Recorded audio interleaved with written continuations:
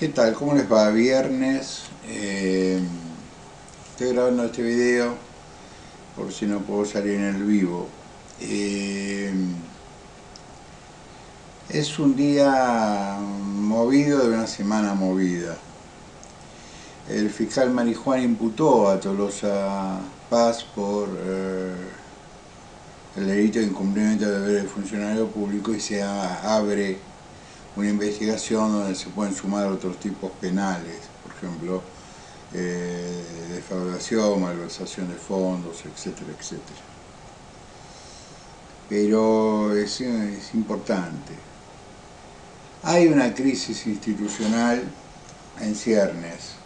Es decir, lo que vimos ayer en la Cámara de Diputados es un proceso que deviene de la sentencia que se va a pronunciar el día martes.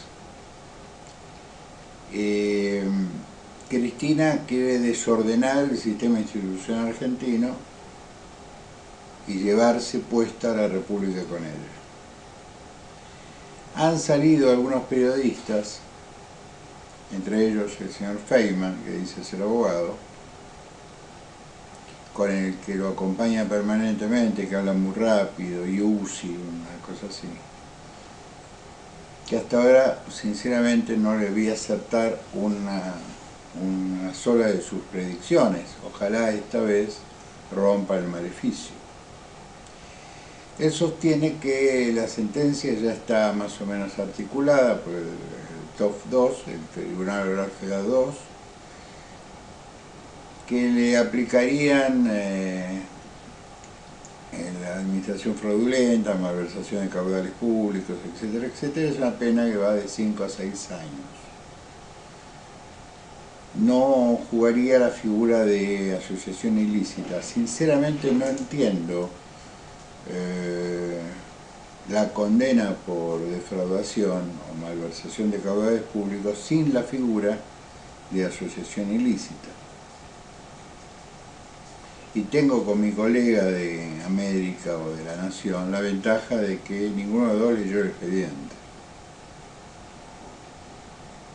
Puede ser que él tenga razón, que tenga más información fina que yo simplemente razono científicamente el derecho. Alguien tuvo que organizar a los empleados de vialidad provincial, vialidad nacional. Alguien tuvo que tener el suficiente poder como para que los empleados públicos de ambas reparticiones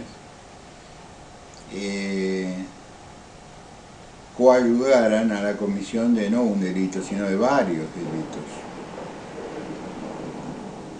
Y hay tormenta.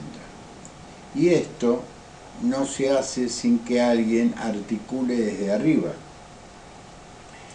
Entonces, ¿quién tendría la responsabilidad funcional de la asociación ilícita? ¿Debido? Entonces, si es Debido el que tiene la jefatura de esa asociación ilícita, ¿por qué el dinero se lo llevó Cristina? Si la acusamos a Cristina de malversación de caudales públicos, de administración, etcétera, etcétera, etcétera, que es una pena severa, porque son 5 a 6 años con inhabilitación perpetua. ¿Qué rol jugaba ella? Si recibía el dinero, que lo recibía en carácter de donación, de un comodato. Ella no tenía influencia sobre las personas que nombré hace un ratito como para llevar adelante una conducta típica, jurídica y culpable, una conducta disvaliosa como había mantenido su extinto esposo. Ella no es la continuadora de una organización armada en Santa Cruz, primero por su esposo y luego armado a nivel federal con los mismos actores. Entonces, a mí sinceramente, si el top 2 juzga que filosóficamente un jefe de Estado no puede ser jefe de una asociación ilícita, tendría que explicar en su resolutorio si esto no es una cuestión que debe ser revisada. Porque el concepto de que un jefe de Estado y un gabinete no puede ser imputado de asociación ilícita porque el origen de su formación es básicamente el voto popular y la organización de un poder del Estado. El presidente como tal preside y los ministros como tal son secretarios asesores, responsables por la ley de ministerio, de las competencias que ésta le dé. Eso se entendía con Menem antes de la reforma del 94, que crea la figura del jefe de gabinete. Pero acá el jefe de gabinete no aparece. Es decir, ni siquiera está imputado. Por lo tanto, el jefe de gabinete no pudo organizar o manejar un grupo de funcionarios de alta jerarquía para cometer delitos. Y este modelo viene desde la provincia de Santa Cruz, previo a la asunción de Néstor Kirchner como presidente y luego de Cristina Fernández como presidente. Por tanto, hay un antecedente, una conducta ilícita de manera asociativa en la provincia de Santa Cruz, aunque esto no haya sido judicializado. Pero va de suyo que la creación de Austral Construcciones días antes de la asunción de Néstor como presidente de la Nación alguna relación tiene. Pues no es que se organizó una ONG, se organizó una sociedad anónima. ¿Para qué? Para la construcción de obra pública. ¿Quién otorga la concesión de obra pública? El Estado. ¿Quién maneja el Estado? Néstor. Y la organización jurídico-delictual que había en la provincia de Santa Cruz se repitió tal cual, con los mismos sectores, a nivel nacional. López, Jaime, Devido, los mismos. Por lo tanto, a mí me da la sensación de que va a ser interesante la lectura del argumento del TOF 2 si no ingresa al instituto de la asociación ilícita. Es decir, ¿cómo explica que esta gente se organizó? ¿Quién fue el jefe? ¿O era una cooperativa? Deberemos cambiar el tipo penal y agregar debajo de asociación ilícita como un bis o un ter, cooperativas delictuales, hombres y mujeres en el Estado que se reúnen a los efectos de cometer delitos, cuando hay un tipo penal como el de asociación ilícita que lo explica todo.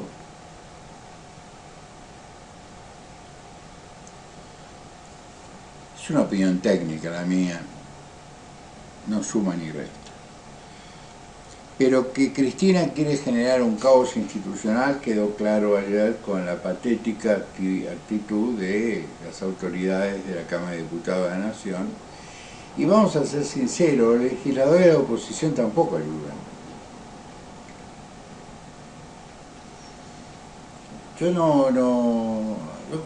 A mí me gustó la tranquilidad de Mario Negri. Me pareció inteligente la actitud de Ritondo, la de Waldo Wolf. Iglesias es un muchacho con mucha energía política puesta en un lugar equivocado, porque en política si hay algo que te enseñan, cuando tenés historia en la política, sino cuando sos un tipo que apareciste en la política, sino cuando venís desde la construcción básica del comité, el estudio, etcétera, etcétera. que la discusión agonal de la política, la discusión entre dos personas que piensan distinto, tiene más posibilidades de éxito aquel que no pierde la calma que aquel que pierde la calma. Ahora, si los dos pierden la calma, ninguno de los dos tuvo éxito, al contrario, los dos fracasaron. Y lo que se vio como imagen es una Iglesias desencajado gritándole a una mujer.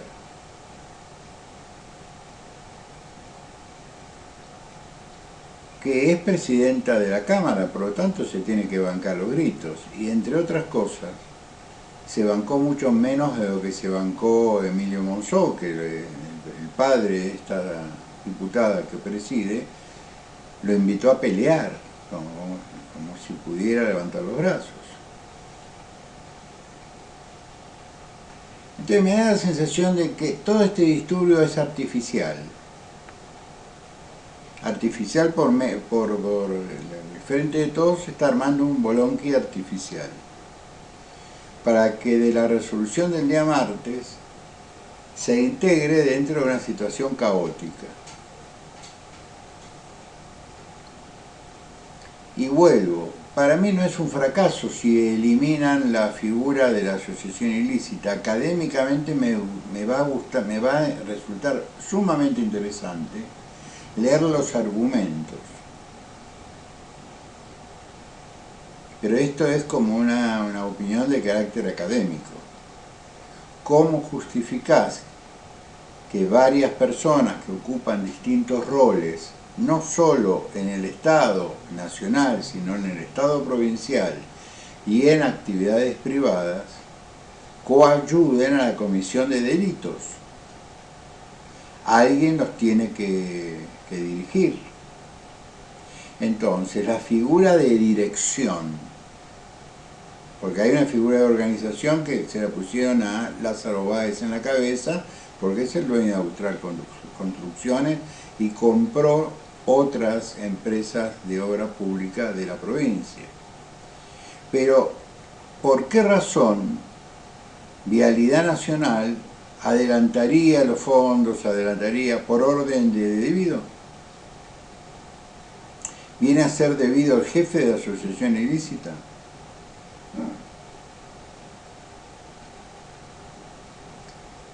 Porque Lázaro Báez fue un usufructuario de esta circunstancia como empresario, pero no tenía cargo público, por lo tanto no tenía poder de decisión sobre organizaciones públicas de menor jerarquía como Vialidad Nacional o Vialidad Provincial frente a la figura ministerial.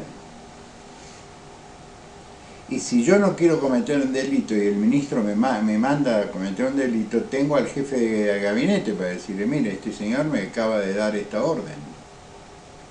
Y eso no aparece en el expediente. Por lo tanto, la orden debió venir de algún lugar que es indubitable. Esta es la convicción que yo tengo, que podrían llegar a tener los jueces. Pues no tengo, la asociación ilícita es muy difícil de probar, porque nadie arma un convenio marco en el orden de la creación de una asociación ilícita. Entonces vos tenés que probarla con la existencia de asociación ilícita en función de los roles que cada uno ocupó en el delito que se está investigando. ¿Y quién tenía poder sobre el resto? El suficiente poder como para poder endilgarle la jefatura de esa asociación o de ese agrupamiento de personajes y funcionarios a los efectos de cometer delitos. ¿Y quién fue el usufructuario final de este dinero? Aunque no estamos analizándolo en esta parte del expediente. En este expediente estamos analizando el disturbio económico que se generó en función de sobreprecios, pagos incorrectos, etcétera, etcétera, etcétera. Pero sí lo que está dando vuelta es la compra de cientos de miles de hectáreas por parte de Lázaro Báez en la provincia de Santa Cruz. Es decir, ha habido alguien que se enriqueció groseramente, que fue debido por un lado y Lázaro Báez por el otro. Esto es claro como el agua. Porque Ricardo Jaime tiene otras causas que pudieron haberle creado este enriquecimiento, igual que López. Pero debido y Báez, que tienen una fortuna incalculable, gracias a Dios todo está bajo el embargo, de algún lado sacaron el dinero. Entonces la pregunta que nos hacemos es la siguiente: ¿ha habido un trato dispendioso por parte del Ejecutivo en el sentido de ordenar pagar sin un interés propio, simplemente porque no me importa, porque soy un administrador desprolijo?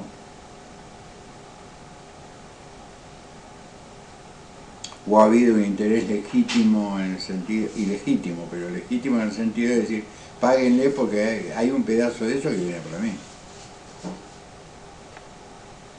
Esta es mi visión jurídica sobre un expediente que conozco menos, es decir, que no conozco, salvo por los incidentes que se han venido produciendo, por la demanda del Ministerio Público Fiscal y por las defensas. No creo que sepa de esto mucho menos que lo que sabe este señor Liuzzi, este colega que está con Feynman.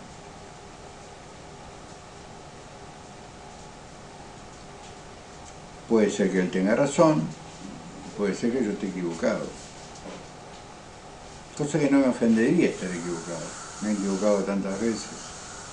Pero lo que voy a esperar con ansias académicas es el resolutorio del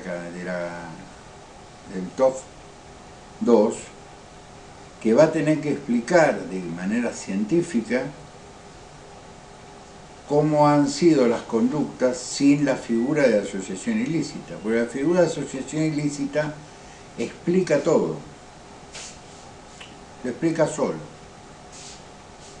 Le sacás a este delito la figura de asociación ilícita y tenés que usar la imaginación para poner las piezas. ¿Quién hizo esto y por qué lo hizo? ¿Cuál fue la razón profunda por la cual se unieron para hacer tal cosa? ¿Entienden? Nadie dudó que el clan Pucho era una asociación ilícita. Había un jefe, que era Alquímedes. Y después, un grupo de personas que resultaban ser sus hijos, en algunos casos, que fueron partes funcionales de la comisión de delitos. Entonces, ¿es posible que una familia sea una asociación ilícita? Por supuesto que sí.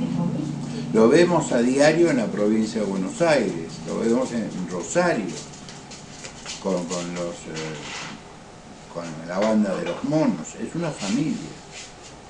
Padre, madre, hermanos, primos, tíos, sobrinos. Ahora vuelvo sobre la figura histórica de asociación ilícita, que yo, cuando la Corte en su momento dijo un gobierno no puede ser una asociación ilícita, yo estuve de acuerdo por dos puntos. Primero, el origen de la construcción de un gobierno es el voto popular, como primera medida. Y como segunda medida, los actos del Estado se presumen legítimos. Ahora sí, a posteriori de la elección, etcétera, etcétera, etcétera, se encuentra un nicho de negocios que requiere de la participación de que levante el teléfono del presidente y diga, che, te va a ir a ver fulano, no le rompa las pelotas, dale bola, fin, listo. ¿Estoy ejerciendo una presión sobre un subordinado? Más una presidenta que decía, yo gobierno y todo el mundo me obedece.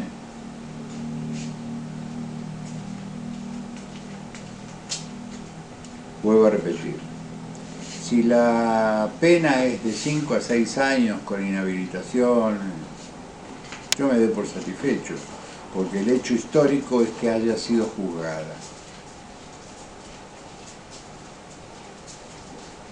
Si la figura de asociación ilícita es extraída de la sentencia, a mí me va a resultar sumamente interesante ver cómo continúa, porque si a ella no se la acusa de jefa, difícil es que se lo pueda acusar a Báez de organizador, porque organizó una asociación ilícita sin jefatura. Porque el legislador, cuando imaginó la figura de la asociación ilícita, pensó, hay un jefe y hay organizadores, hay partícipes necesarios y partícipes secundarios, es eso, una organización para cometer uno o más delitos. El chofer de un auto que espera que salgan los ladrones de un asalto es parte de una organización ilícita. Ahora, el señor que organizó la banda, que a lo mejor no está en el momento de la acción, están en su casa esperando los resultados, puede ejercer la jefatura de esa asociación. Digamos, todo. Al Capone no era el jefe de una asociación ilícita. Frank Nitti era un organizador.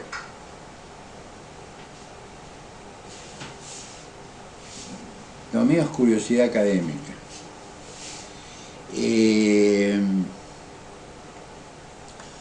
Voy a ir redondeando. Hay un mal clima. Hoy en Buenos Aires salió todo el mundo, las organizaciones sociales afines al gobierno.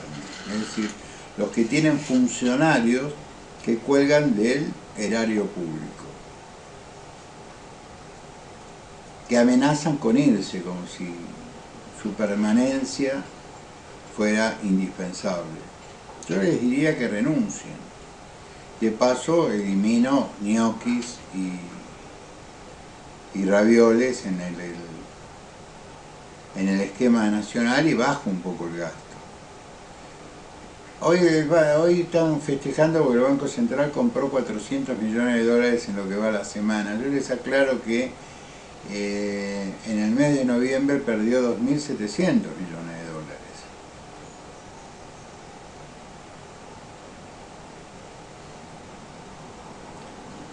Y el dólar soja no es un éxito, es que le están vendiendo de 3 silobolsas, y silobolsa viejo, por lo que me cuentan.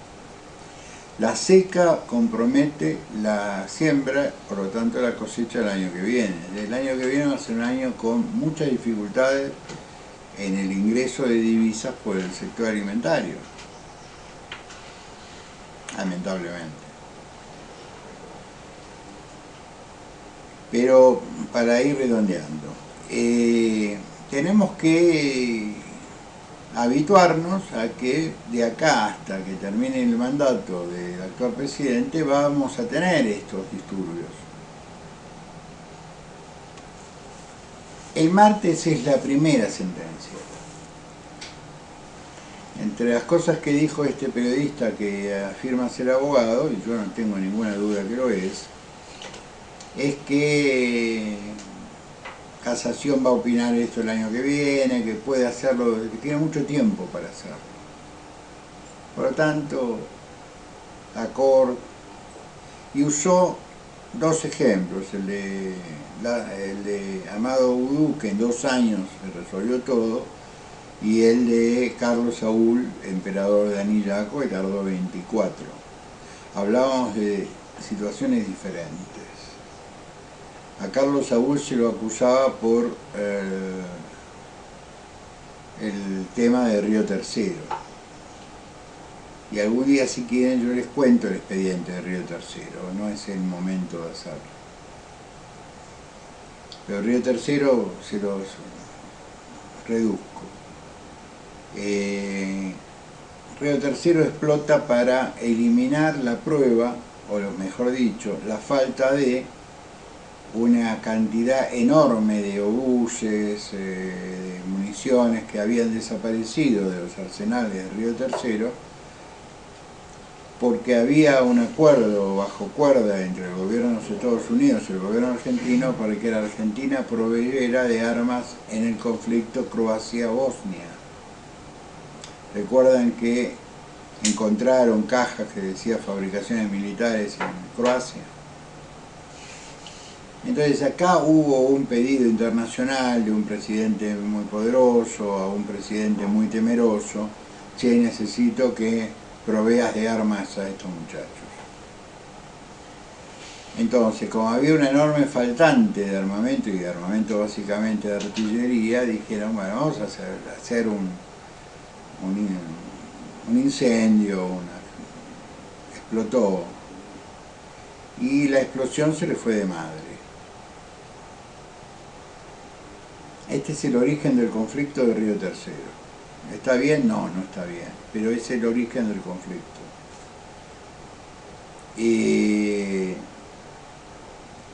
Menem jamás lo llamó la delincuente, porque él era abogado.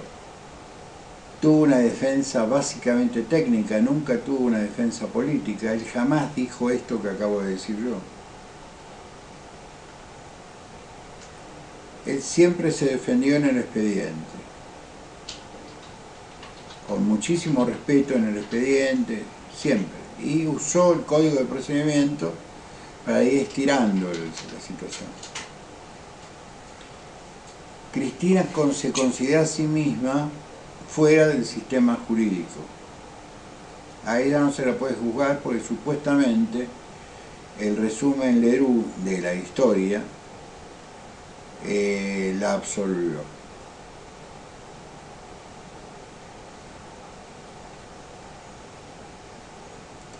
Alguien me dijo hoy por WhatsApp, muy temprano, que están procesando las encuestas del mes de noviembre. El muchacho que está en Qatar sigue encabezando cómodamente las listas, y es cierto, si bien la imagen positiva la comparte, el nivel alto de imagen positiva la comparte con un montón de dirigentes de Juntos por el Cambio, a la hora de decir a quién votarían, él le saca una luz de ventaja a todos. Porque ya empiezan a preguntar, bueno, ¿usted a quién votaría? Y las encuestas de Capital, yo lo que recomendaría a los encuestadores de Capital que le empiecen a poner a Patricia Bullrich, porque los van a agarrar en falsa escuadra. Porque tengo entendido que ya hay algunos amigos de Patricia que ya le están diciendo a Patricia, bueno, hasta acá llegaste, dice, lo tuyo ha sido muy bueno, pero concentrate en algo que podamos ganar. Y lo que está en oferta que podemos ganar es la Ciudad Autónoma de Buenos Aires. ¿O ustedes creen que Patricia no le gana a Quirós, a Guga Lustó, que ni siquiera tiene el acompañamiento del partido, del radicalismo, y a este último que salió que no tengo el placer de conocer, que según él viene a renovar el PRO? Sí, flaco, pero vos estás dentro de un espacio que es mayor que el PRO. Salvo que quieras competir con nosotros. Si querés competirnos con nosotros mano a mano, por ahí te llevas un disgusto.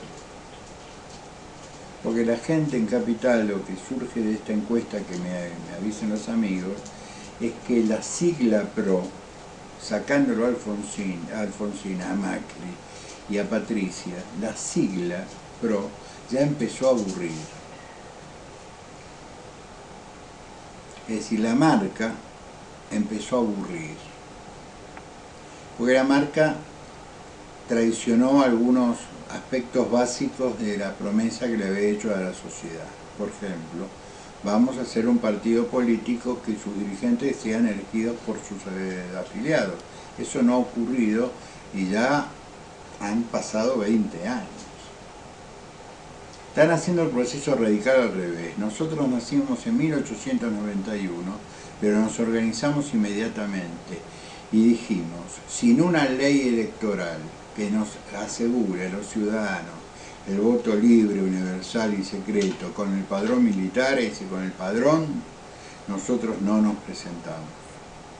Es decir, nos autoexcluimos de los procesos electorales desde 1891 hasta el primer proceso con la ley Sáenz Peña, que fue en la provincia de Santa Fe en 1915, donde el radicalismo se presentó y ganó. Por eso a veces tengo que explicar esto a muchos intensos que dicen que nosotros no existiríamos sin Macri. Nosotros existimos sin Perón. Existimos después de Perón. Existimos después del derrocamiento de Ilia. Ganamos con Ilia. Ganamos indirectamente con Frondizi, que era un radical. Siempre sobrevivimos, porque el origen, la matriz de la existencia del radicalismo son las familias, son los municipios. Nosotros crecimos de abajo hacia arriba. No nos impusimos en los medios de comunicación. No somos los hijos de las salas de maquillaje.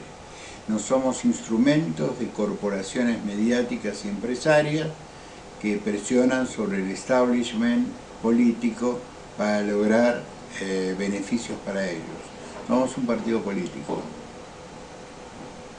con nuestros defectos, que son muchísimos, y nuestras virtudes, que son muy pocas, pero lo suficiente como para alzarnos sobre el resto y decirles, muchachos, voten sus propios candidatos, democraticen sus organizaciones políticas y después estamos en igualdad de condiciones para opinar.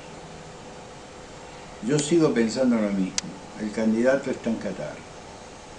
Me da la impresión que ya le empezaron a decir a Patricia que tiene que pensar en el ámbito, en el ejido de la capital federal. Y si ustedes han observado ya la presencia de Patricia fuera de la ciudad de Buenos Aires, no se verifica, hay como una bajada de participación de ella en grandes eventos. No va a ser de golpe, va a ser un proceso. Hay una encuesta que en todo el centro, Santa Fe, Buenos Aires, Capital, Córdoba y Mendoza, obviamente, el kirchnerismo sale segundo o tercero en algunos lugares. No existe tal cosa como Milei disputando el balotaje, no existe tal cosa. Milei es un fenómeno de la capital federal y de algunas ciudades donde no se puede articular. Y si vos no te articulás, las boletas no se reparten. Si vos no te articulás, las boletas no llegan a la mesa, y si llegan a la mesa, son 10 boletas, tendrás 10 votos. Lo que manda la Cámara Nacional Electoral son 10 boletas por partido dentro de la urna. Ningún fiscal de los partidos democráticos de Juntos por el Cambio van a hacer desaparecer esas boletas. No, las van a poner voluntariamente en el cuarto oscuro. Eso no significa que la gente las ponga dentro de la urna. Y la política lo sabe, y creo que Milei también. Por lo tanto, me parece que también debemos aflojar con esta fantasía que se llama Javier Milei. Nos vemos el lunes. Si el domingo pasa alguna cosa importante en las editoriales, hacemos un cortito. Lamento mucho que Uruguay no haya pasado a los octavos de final, porque yo tengo, con los charrúas, yo tengo una relación muy particular, no solo por armenio. Para mí Uruguay es mi segundo hogar. Lo lamento porque yo sé con qué pasión viven ellos el fútbol y con con qué pasión lo juegan. Si a mí me dicen con qué equipo de rugby no quiero jugar nunca en la vida, es con el equipo uruguayo. Porque le ganamos, pero no, te duele ganarles. Buen fin de semana, los quiero mucho a todos, sean buenos, pórtense bien, gracias.